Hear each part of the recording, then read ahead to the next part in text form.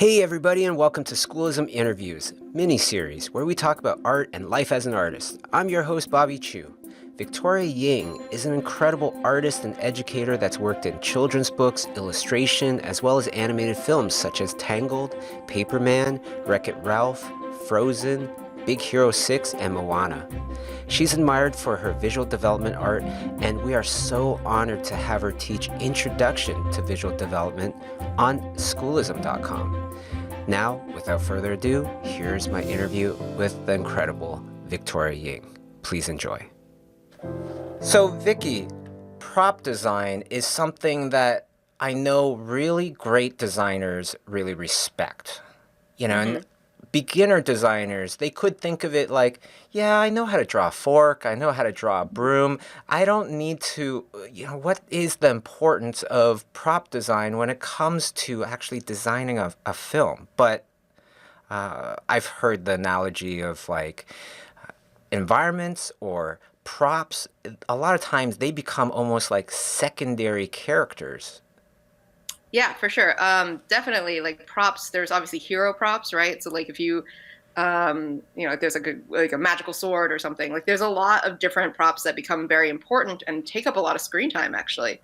And the reason why I like to actually start with props is because props don't have as much of like a we don't have so many things that are like it has to look like this. It's not a character, so we don't exactly have to have all the anatomy and stuff.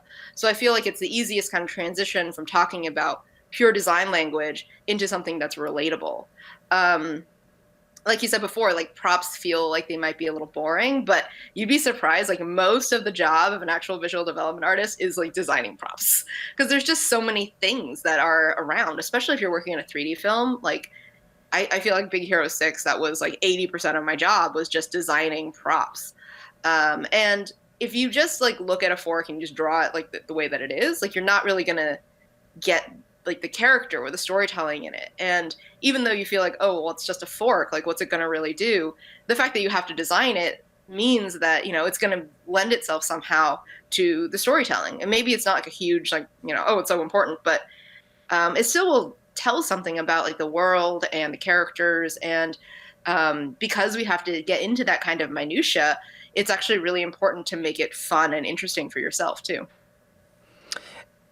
Now, out of your favorite kind of examples of good prop design, can you kind of bring up one in your mind and kind of explain?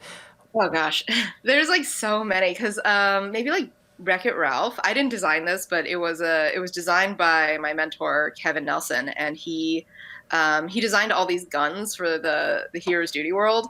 And obviously, like a gun seems really cool, but like you have to make a sci-fi gun, like a science fiction like looking gun, and like how do you actually take those abstract shapes and make them feel like a gun, but also make it feel new and interesting and cool to look at. So I thought he did such a cool job, like making it really simple but very recognizable for what it was, and also making it not too gun-like because even though that there were guns, they didn't want them to look like too much like they were like going to shoot bullets, right? Because it's a Disney film still, so even though that there was like an implied violence, it was still very like cartoony and pushed. So like that's probably one of my favorite ones that I've ever seen. In terms of ones that I've done, I did this box that was in the Frozen, like one of the original iterations of Frozen, and it's in the Art of book, so like I know that it's okay to talk about. But there was like a story moment when Elsa gives Anna like a music box for, or no, I think it was Hans gives Anna and Anna a music box, and I got to design that, which was really fun because music boxes are so pretty and there's like so much stuff going on in them. So, I got to really explore the world of Frozen kind of on this like small scale. That felt really like low risk, but still at the same time was able to encapsulate like the story and the characters. And just for the people that are listening, if you kind of think back to kind of like if you could own anything from any film, right? Hmm. You're thinking of a prop. You're thinking Yeah, of the idol from Indiana Jones. You're totally. thinking of the throne chair from Game of Thrones. These are things that people end up actually loving a lot of times, right? Yeah. And it's really cool because like when you work on these films, sometimes they'll actually make them because yeah, you're right, people want them. So it's really cool to like hold something in your hand that's real and physical and like you made it. Because like so much of what we do isn't real, right? Like even though we're designing stuff and we're making it modeled in 3D, like the end product is still a 2D image on a screen.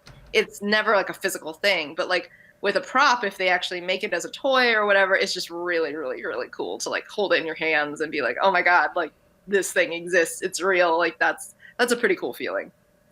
If you're interested in knowing more about Victoria Ying's class, Introduction to Visual Development, visit schoolism.com.